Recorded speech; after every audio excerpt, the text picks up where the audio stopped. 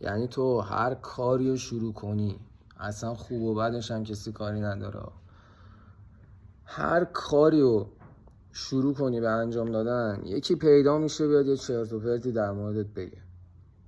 من خودم اولا شروع کردم ویدیو ورزشی گذاشتم، گفتن نگاه کن همه زدن تو کار برنامه دادن و زدن تو کار ورزش و ویدیو ورزشی.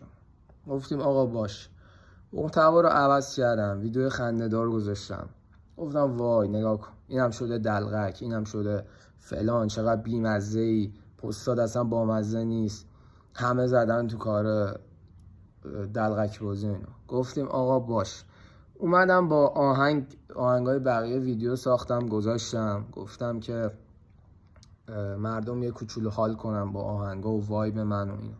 یکی پیدا شد این دخترها زدی تو کار تیک تاک، این دخترایی تو این ساده این لوده بازی ها چیه انجام میدی و نکن این کارو.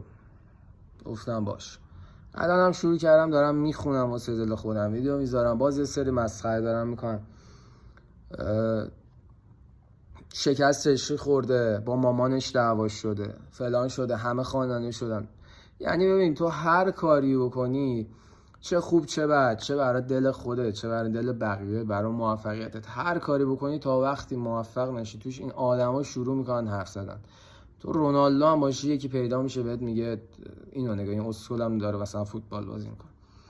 به حرف بقیه گوش نده واقعا. گفتم اینو بذارم اینجا، اینا رو بهت بگم که یه کاری رو شروع کردی داری میری جلو، میبینی دارن مسخرت میکنن، اصلا گوش نده به حرفشون، این گوش بگیرم یکی بده بیرون.